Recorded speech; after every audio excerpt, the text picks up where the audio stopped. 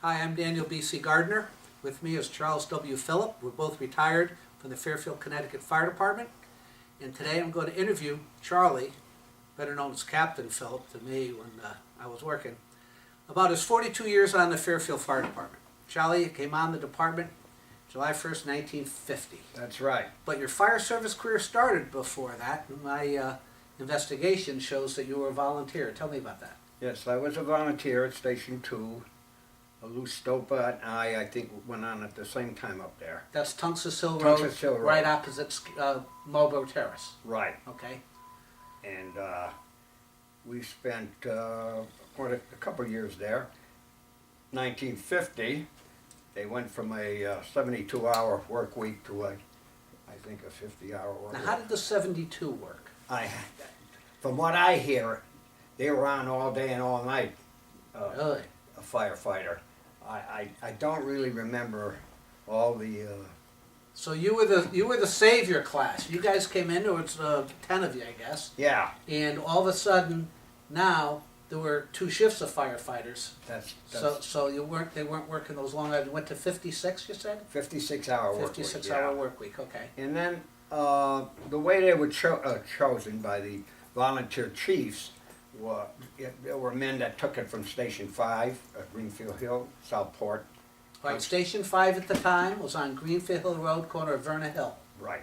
Which Joe Elias, who this training center where we're at this evening, by the way, it's November 14th, 2013, that's today's date. Joe Elias said the first real Greenfield Hill fire station was on Hillside Road, just north of where Greenfield Hill Road comes in. They kept a fire truck in a barn on somebody's property. That was before my time. Oh yeah, and Joe barely remembered it. Yeah. But he, according to Joe, who, he's the source, they would take the truck and roll it down the hill and jump start it, turn around and go to a fire. So I didn't mean to interrupt. So go ahead. Oh, that's okay. This is so there were 9 of us, I believe, that went on in. Well, my first day was July 1st, 1950. Right. And I would have been on the day shift. However, I think Lou Stopa was the best man at Eddie Lasco's wedding that day. Okay. Now, and who's Eddie Lasco? Eddie Lasco was a volunteer chief in Right. Tunxus, who, by the way, lost a son in the World Trade Center? World Trade Center. Anyway, so Louis, I worked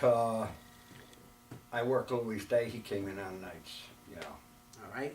Now, Bill Borowski, who works here at the training center, he and I were talking earlier about when the first career people came on. I think Mike Marion and Big John Lazinski were the first night career and, guys. yeah, that was night, day and night.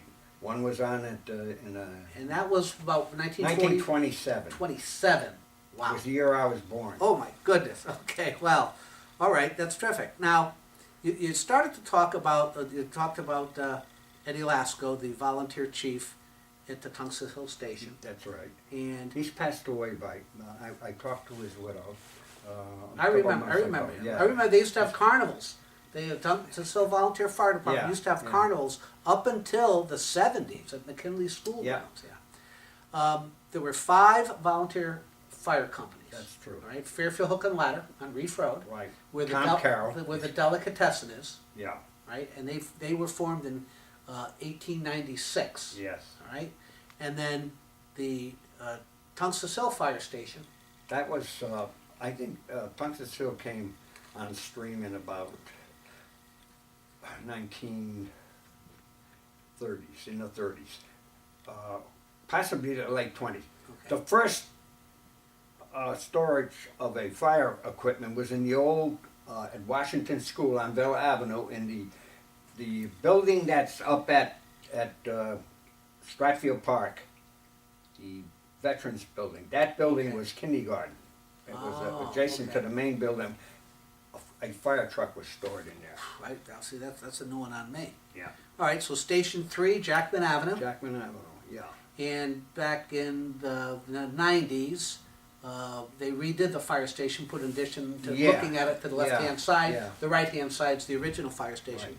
Station 4, which is Southport Volunteer Fire Department, they own that fire station. Yep. That's the only one of the Yep. stations that was not owned by the town of Fairfield, still isn't as of today. And then Station 5 we talked about, it's at 3965 Congress Street, Yeah. right by the Merritt Parkway. Prior to that, it's now a house on Verna Hill and Greenfield Hill Road. Yeah. Now, how about the Pine Creek Volunteer Fire Department? I knew very little about the Pine Creek. Yeah, that was Cliff Party and his boys. They Yes, had I their own guess. station. I think And they they were. merged with the Fairfield Hill Ladder Company. That could have been it. Yeah, because You know, in the early days, the fire departments were really separated. There was not a real getting together. People in Tungus Hill, or at the Tungus Hill station, would have to come into in Fairfield Center. A lot of them didn't hardly know the streets, so we never ventured there. It was a kind of a segregationist type. 5 different houses, 5 different chiefs, and they ruled. 5 different fire departments. That's right. That's right. Yeah. It was a unique thing in that aspect. That's not unique in the country right now in extremely rural areas Mm-hmm. where they wind up with 4 or 5 volunteer fire departments responding with each other because Right. now they have radios and Yeah, that's something sure. else we'll talk about you didn't have. But John Sullivan, who was the first selectman at the Yeah. time, he changed all of that in 1957. What did he do? He did. He held the examination for a paid chief in the town of Fairfield, and Because there were no paid officers. there was no paid officers. And Joe Stopa, who was a firefighter at Station 3, came out on top, and he became the first paid chief in Fairfield. Okay, and also in my research, I came up with a letter from Chief Stopa, dated November 26, 1966, which is modern times to what we're talking about. And this basically is to all the volunteer fire chiefs, please be advised in accordance with Public Act 159, the collective bargaining law, okay? This agreement states that the volunteer chiefs will no longer be in command of paid personnel. Because in 66, there were a lot of paid people.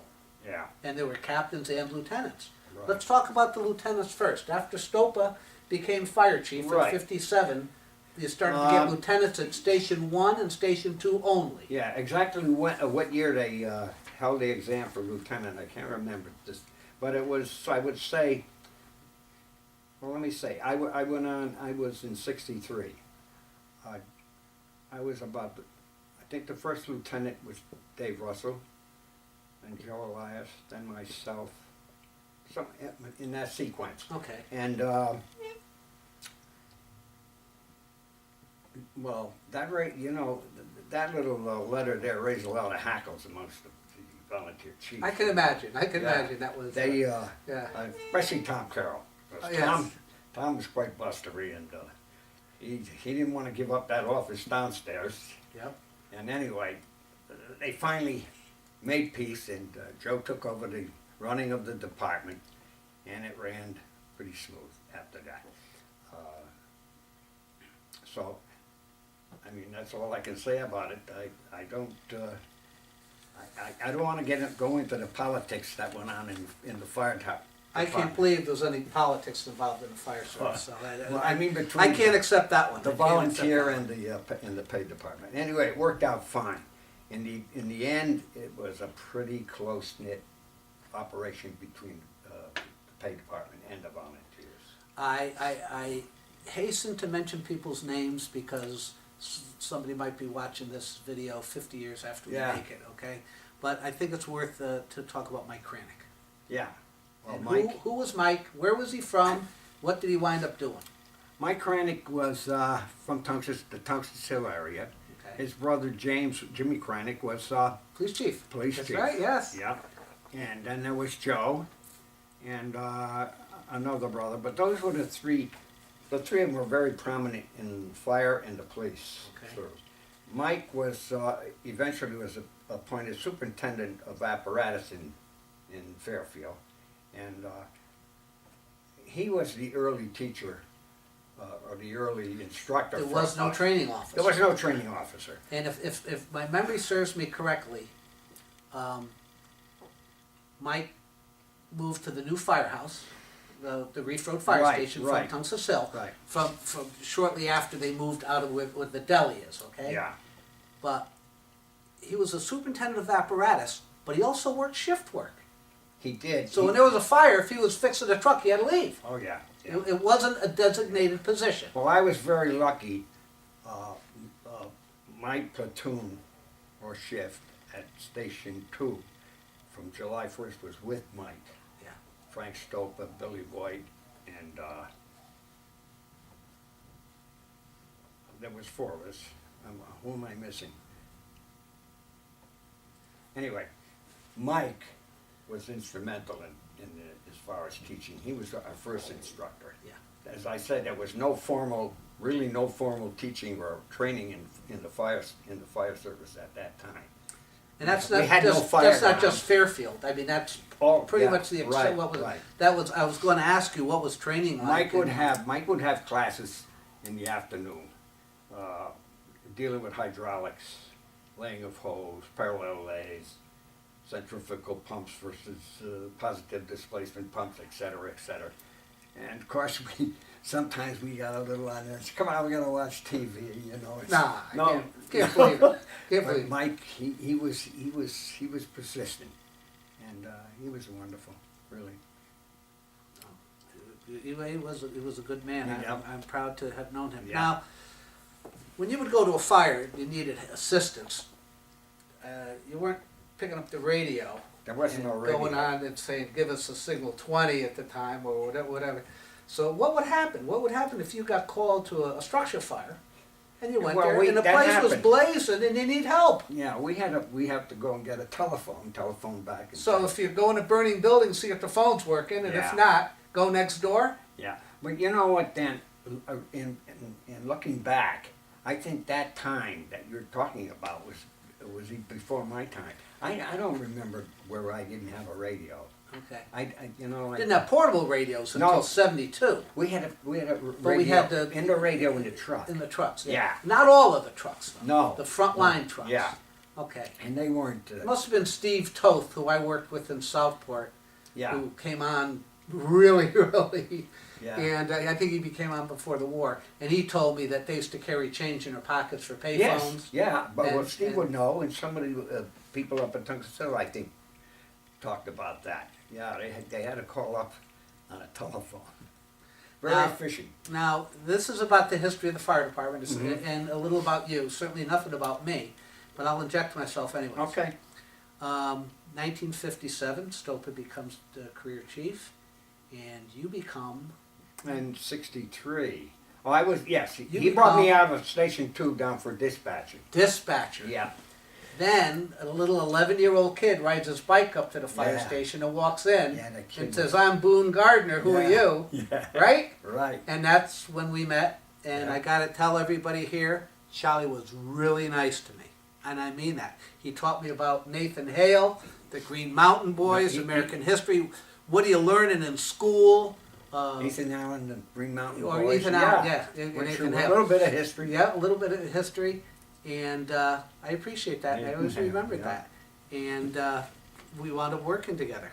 So that was Yeah. terrific. So the dispatch center. Mm-hmm.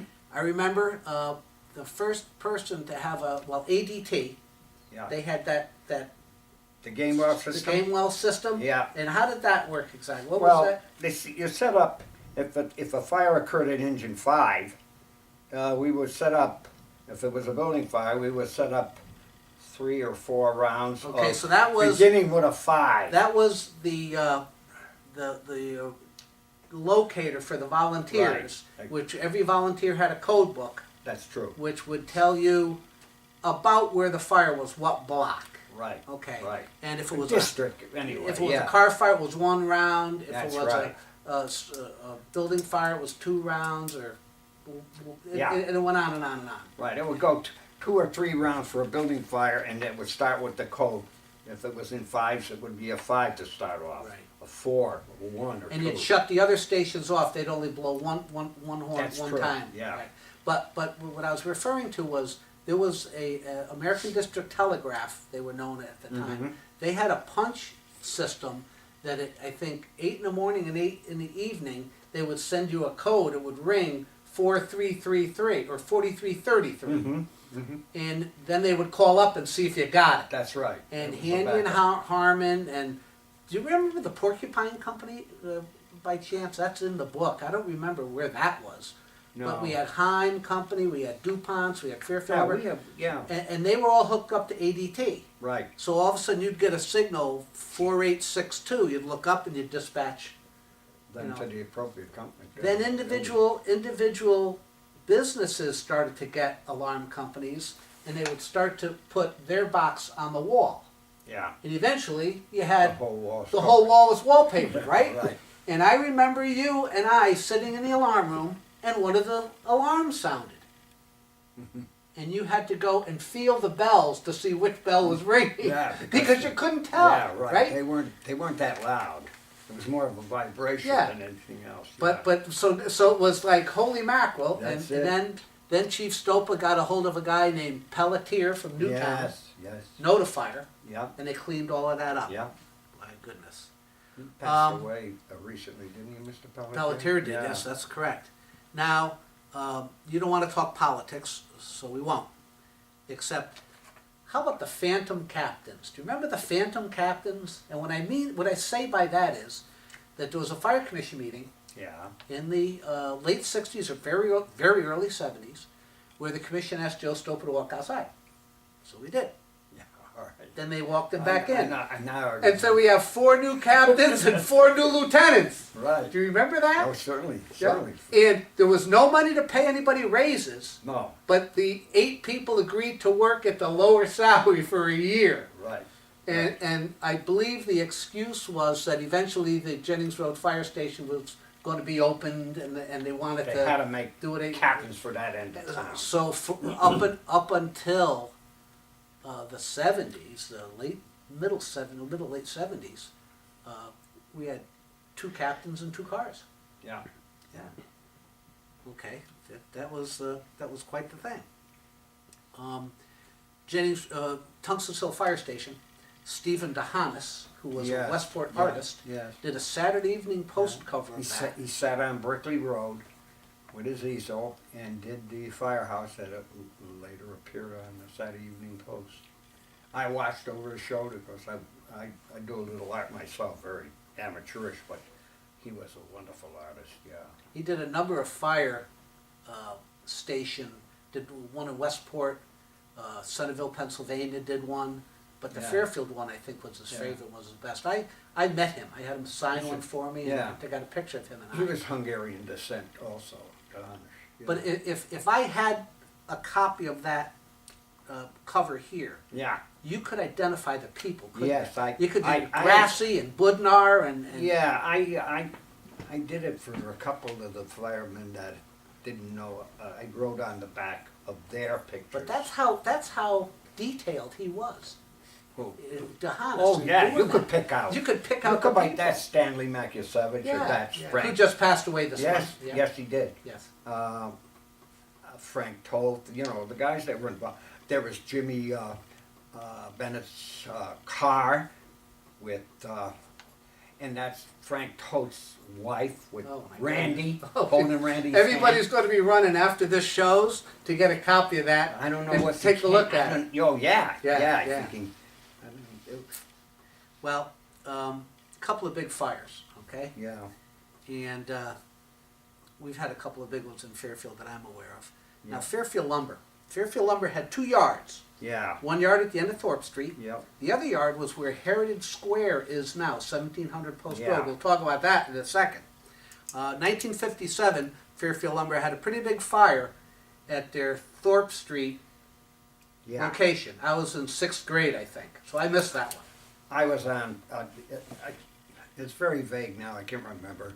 It wasn't as big as the Heritage Square. Right. But it entailed piles of lumber. Okay. And, And of course, you're all just 2.5-inch hose, 1.5-inch hose Yeah. lines with 60 GPM now. So Yeah, we said, right. okay. And then again in the early 70s, they had another one that was pretty bad in the cabinet shop in a couple of buildings. I was stationed in Greenfield Hills, so I missed that one. I yeah, sat that one. I don't think I was on for that. Yeah, okay. Yeah.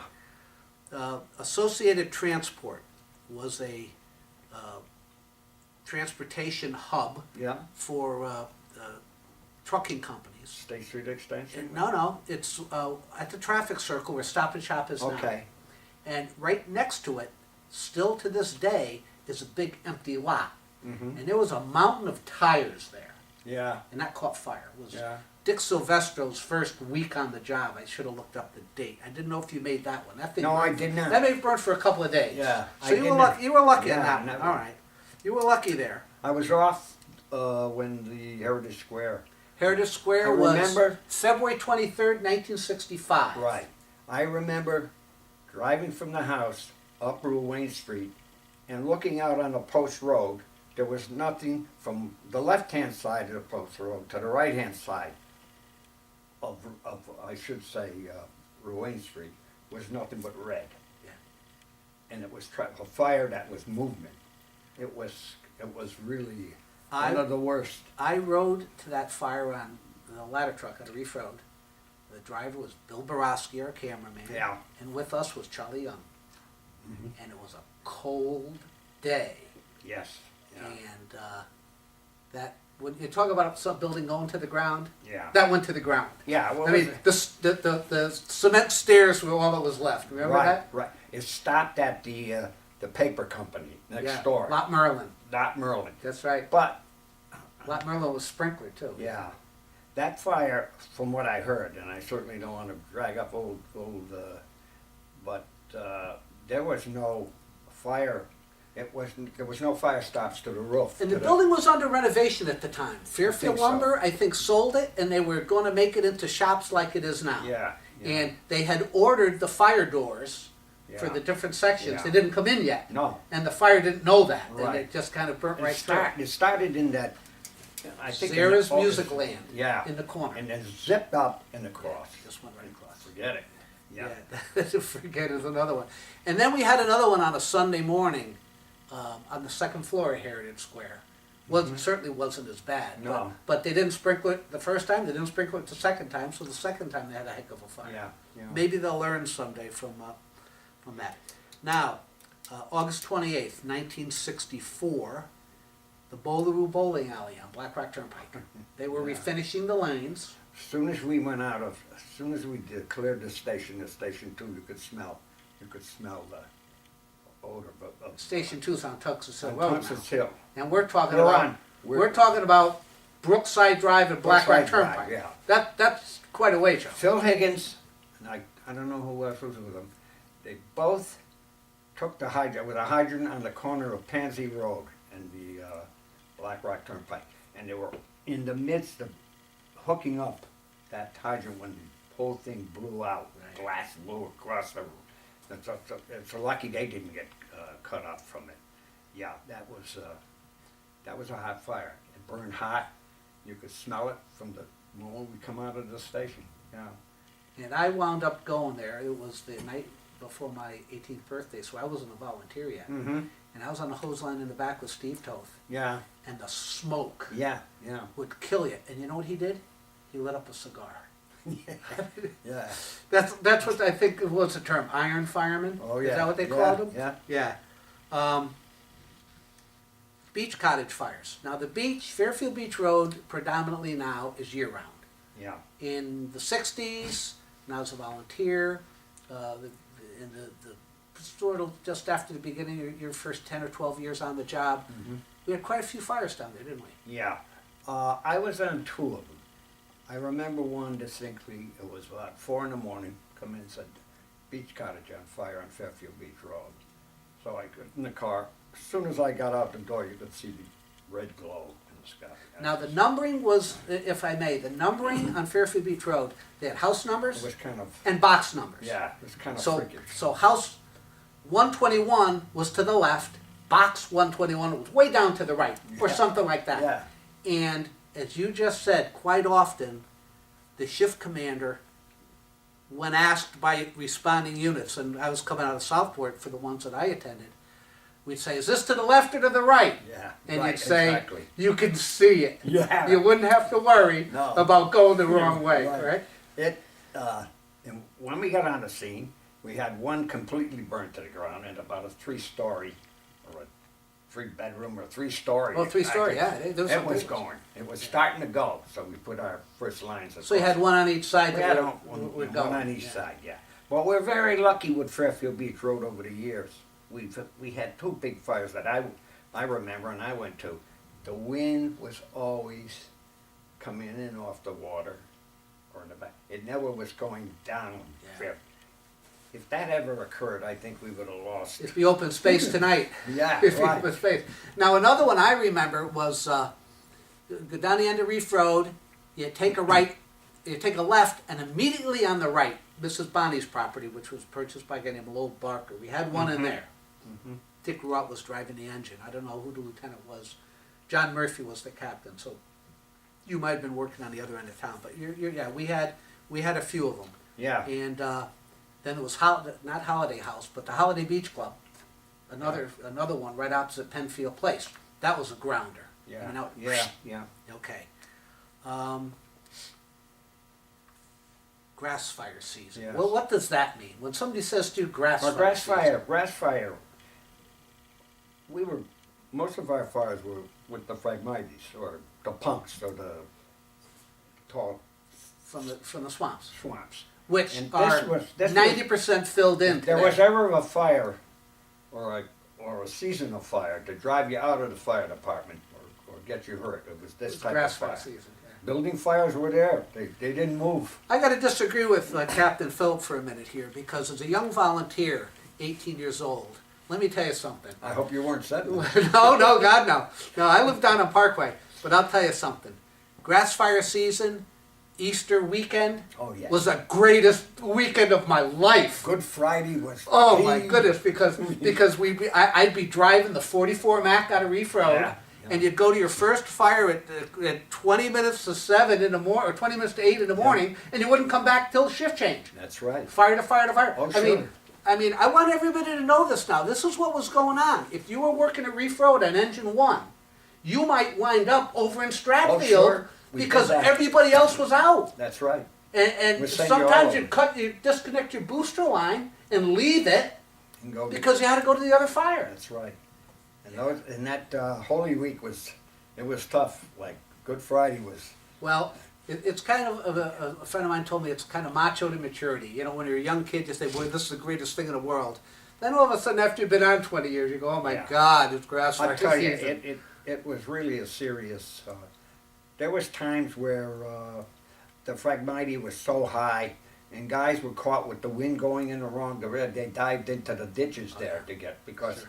you know it went by you so fast, but it was very high. You would have a fire at Quincy Street and Reef Road, Yeah. and you'd stop it at Fairfield Beach Road. Oh, sure. Yeah. You'd never attempt to put it out at the original You spot. had to get You had to get the and wind. you had to have apparatus for this particular fire I'm talking about. You had to have apparatus on Reef Road, on Roland Road, Right. and on Fairfield Beach That's Road. true. Yeah. That's true. So It was really a challenging. problem. Yeah. It was a problem because you had a lot of you had a lot of garages on Fairfield Beach Road. A few of those were scorched because a lot of the homeowners in those days let the Phragmites grow right up, Oh, yeah. going through the window of And their it would garage. take their aluminum siding and, Right, yep, take right. it right off. Bill Lee. Who's Bill Lee? Bill Lee. Bill was my lieutenant. We were at Ludlow together years ago in school.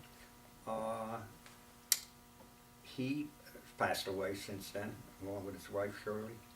Very good friend of mine, and a good man, a good officer. But I think before he became a lieutenant, he was really the first secretary to the chief Yes, he was. Yes, he was. as a firefighter. See, I forget a lot of those.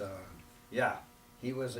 Well, Billy was a good pencil man, Right, And, yeah. and you know, and worked Yeah, with so papers. before Yoli Forestieri, God bless her, before she was Yeah, hired, yeah. Bill Lee did the correspondence and the other work That's true. for Chief Stopa. Yeah. And he had a little card table set up in Chief Stopa's office, which is first floor of the fire station, looking at it on the left-hand side That's right. in the front. Right. Yeah, Yeah. yep, yeah. And then he was a credit union guy too. He was. Yeah. But Billy had a lot of good head for that. Well, end he of the got me to firefighting. put a dollar a pay period into the credit union Yeah. which was a lot of dough then. Yeah, yeah. And I wound up buying my house in 1984 with that money. So, Good. Bill, I appreciate what you did for me. Something else, the fire patrol. Now, in the 1970s, we had an arsonist, Arsonist, yeah. and we had school fires in Fairfield Woods, Yeah. Andrew Ward, Riverfield, and some of them were bad fires. I Yes, mean, they really, were. really bad fires. And none of the schools had fire alarm systems. They had evacuation alarms, but nothing tied into it. Yes, yeah, yeah. And the only sprinkler system in any school was in the basement of what was Roger Ludlow High School, which is now Tomlinson, near the railroad tracks. Yeah. So the schools were extremely vulnerable to fire. Yeah. What was John Sullivan's fix until they could get alarm systems and sprinklers, well, not necessarily sprinklers, but at least alarm He systems came up. in the schools? He came up with the idea of having a night patrol. Night patrol. So yeah. Okay. Starting at, let's go to the top of my head. I'll say starting with the shift at 6 Yep. in the evening to maybe 3 in the morning. All right, so 6 to 3 in the morning. Sounds pretty reasonable. Who's going to do that? The fire captains. And one firefighter with them. Yes. Now Yeah. this doesn't sound reasonable anymore, does it?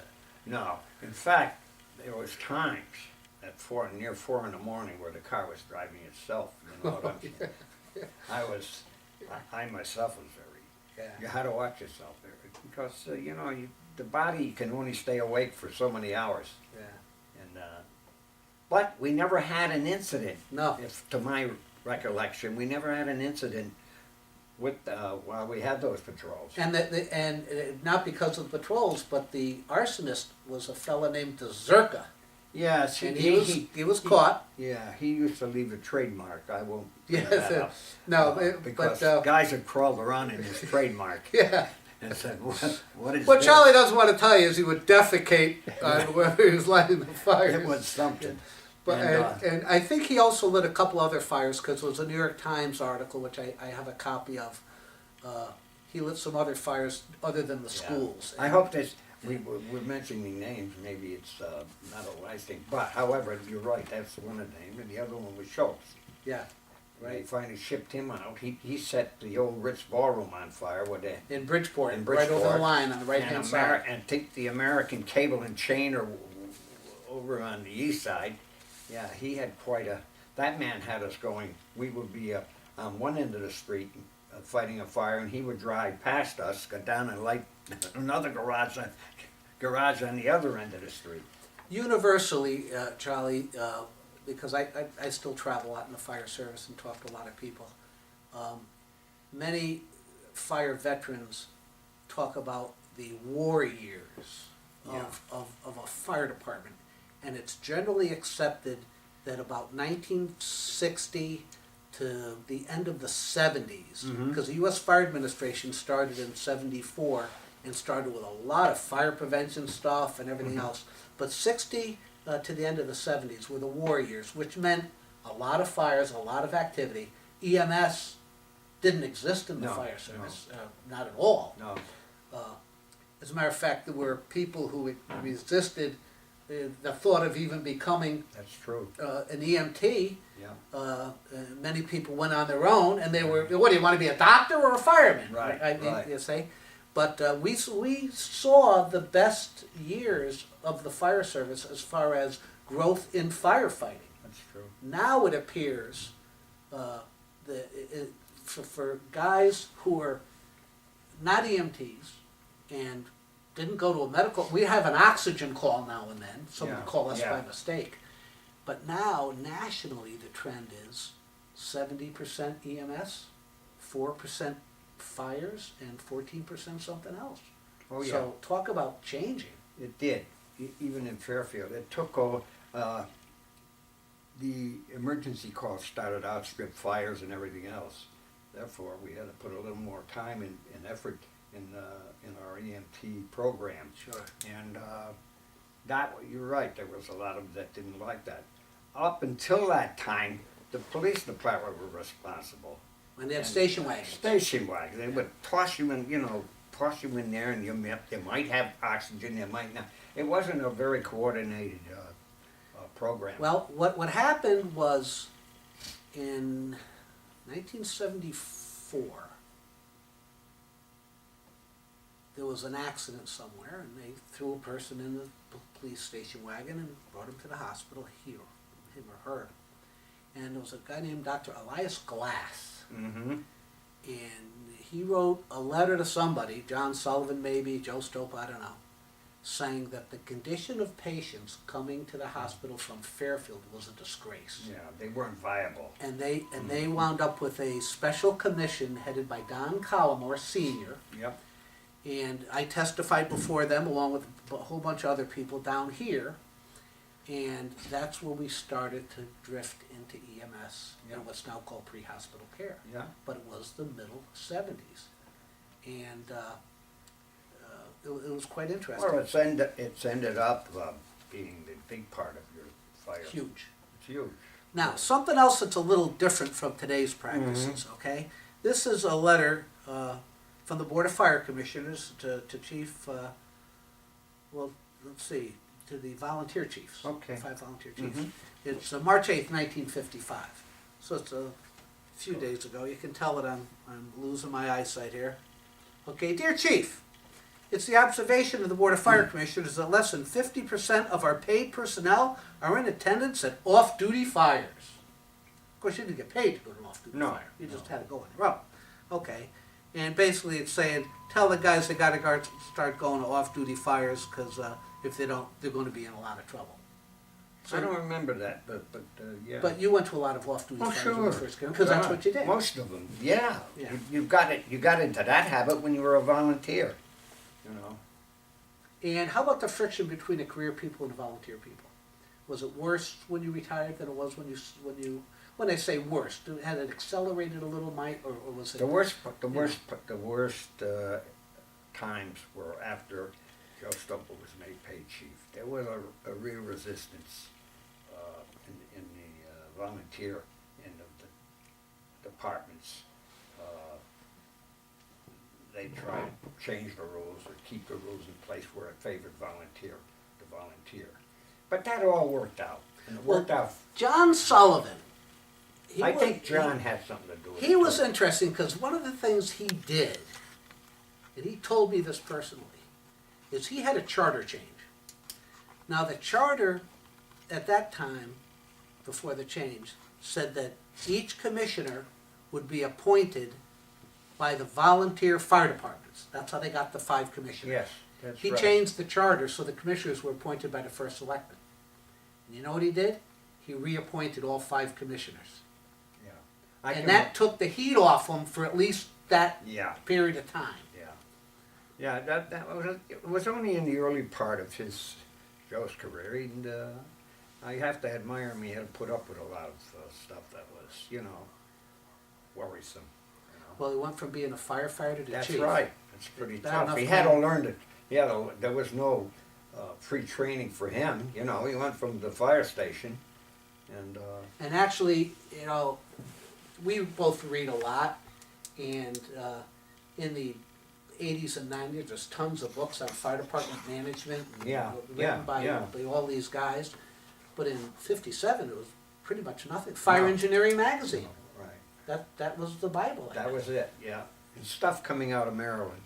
University of Maryland, Yeah. it's now the Fire and Rescue Institute. It was Right. Fire Service Extension at the time. And what was it? Emmitsburg. Well, Emmitsburg was modern day. Okay, Emmitsburg opened Emmitsburg. up in '79. Yeah. We used to get books, training books. I can remember one of the earliest ones about indirect firefighting, indirect stream firefighting. Charlie, you're Oh, talking man. about Lloyd Lehman. Yeah, Yes. Lloyd Lehman. Lloyd right. Lehman, my gosh. I mean, Nice. we proved that it's a great it was a great way to extinguish a fire without exposing yourself too much to a room that was completely involved. We would go in with a fog, Yeah. with a complete fog pattern, and within seconds you've In knocked. 1951, Lloyd Lehman came up with 7 steps of firefighting. Yeah. Life safety, exposure protection, confinement, extinguishment, overhaul, ventilation, and salvage. Yeah. This year, after a $500,000 grant, the International Society of Fire Service Instructors, which I used to be president of years ago, Yeah. they came up with a new acronym called slicers. And it basically says the same thing Lehman said in 1951. Yeah. Yeah. So that was groundbreaking stuff then. Yeah. Yeah, that was terrific. And the old red books, remember the Connecticut red Yeah. books? And Andy Flanagan, was that the guy? Andy Flanagan, of course. Andy Flanagan went to a banquet. I'm pretty sure this would happen.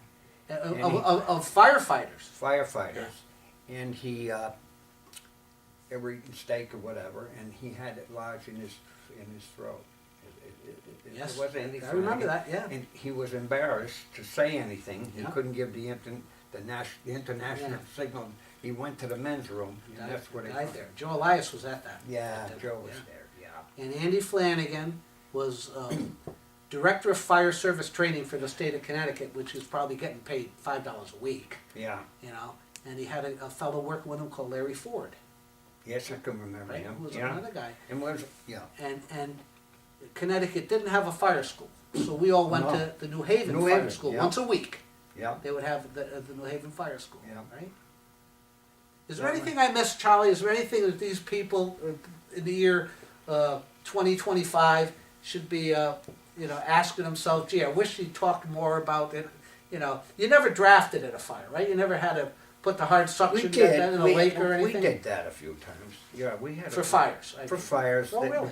But don't forget, we didn't have a hydrant system in Fairfield for a good many years. If you went into Greenfield Hill, Oh, yeah. and Well, there's still a lot of Greenfield. the outskirts of Fairfield. Don't forget, it's 32 square miles, I believe, Yeah. and we would have to at certain times take suction. Yeah, And you had 200 gallons of water. On the 200 gallons of Not- water, yeah. which And which you'd go up Burr Street use frugally. at 5 miles an hour, Yeah. right? Yeah. And I'm not making it up. Now, correct me if I'm wrong. When the Model Q siren came out, the big siren, and we had them on some of the older LaFrances, you'd blow the siren, the lights would dim. Yes. Yeah. it And took in a some lot cases, of, the truck might stall. yeah, it took a lot of juice. And there was one fire I was at with Dave Russell on West Road in Easton, which we used to go up there, Yeah. where we carried the furniture out because it was in the water. Yeah. Yeah. Yeah. Did you have any of those? You must have had a couple of those Well, where you just 1947, I was a volunteer at in Tungus Hill, and we had a call right on the Eastern Line. This is a great story. Not a great story for the people. Their house was the blind woman, Ellen Keller. Helen Keller's home. She lost all of her artifacts. All the stuff was gone in that fire. Mike Kreinig's brother, Joe Kreinig, out of the three boys that were in the fire and police service, Yeah. Joe was the wild one. He was take a chance. They had to draft from the toy. Do you remember that little body of water up there? There's a little shack on it. That's a toy factory. The toy factory. Right. That's a And then- 136 right. and So they- something. He had to drive, I think it was engine 2 or one of the, maybe engine 5. He had to drive it through a marsh, go up, they put planks down, get a marsh so he could get up on the brick facade or wall that was there. But he had to go at a certain, Go certain fast speed before you fall. and jam on the brakes up there without going into the Oh pond. my So gosh. nobody could do it but Joe. Joe Kreinig, he was something. In fact, his son was a firefighter and passed away in the last few years too, Ray Kreinig. Oh sure, Ray. I Yeah. worked with Ray. Yeah. Sure. We both did. Yeah. And he was one of our mechanics. Yeah. What did I miss? No, you covered everything. I mean, you could think back. There's a lot of things, but it's in the past now. We're looking at a fire department today that's really the kids that I've met are really bright and really we're in good hands with the present fire department. Yeah. Yeah. I play golf with a couple of them, Jimmy Schiller, Jimmy, and I met somebody. In fact, I never met Mike Schumann till I came one yeah. day back, Yeah. and they introduced me to Bill Schumann's son. Bill Yeah. Schumann was my second platoon captain. Mhm. John Murphy, who I adored, Yeah.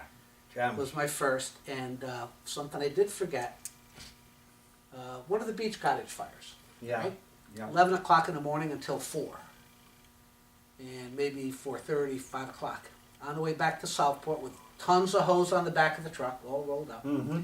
Stopped at Larry's Diner on the corner of Miller Street. Gus used to work in there. Yeah. Gus, give me a bacon, egg, and a hard roll, To and, go. and an orange juice to go. Yeah. He gave it to me. Went back to the fire station. The phone was ringing when we backed in. It's John Murphy. Was there a fire at the diner?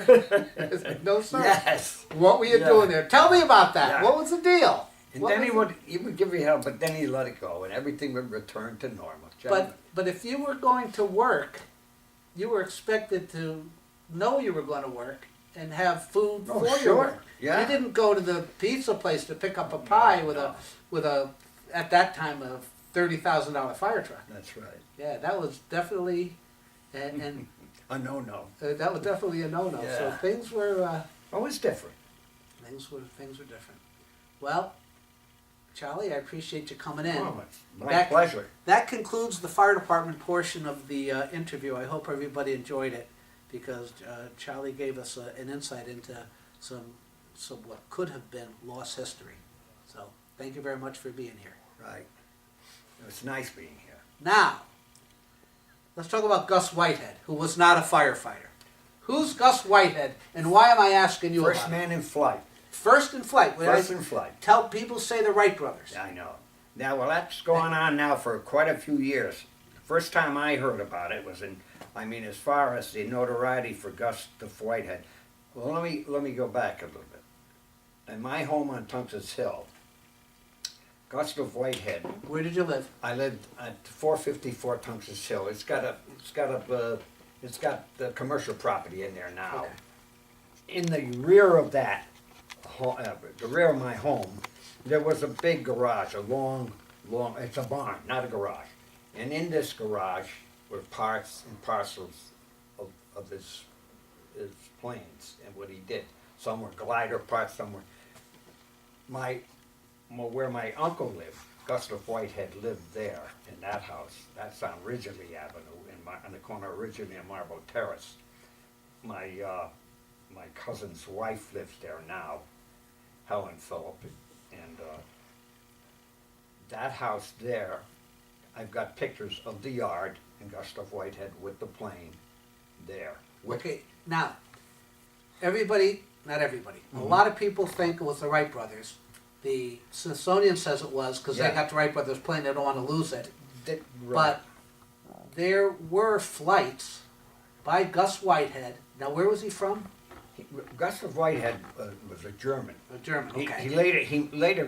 He first went to, I believe, my grandmother knew him because we bought the house from him, where my uncle lived, and where Gustav Whitehead was not only in Fairfield. He did some flying in Bridgeport, some say near Seaside Park. Now, Jane's Aviation, it's a magazine, Right. which I don't read, but it's a very respected aviation magazine. And this year, 2013, they came out and said, Gus Whitehead, first in flight. That's true. I mean, I think that's.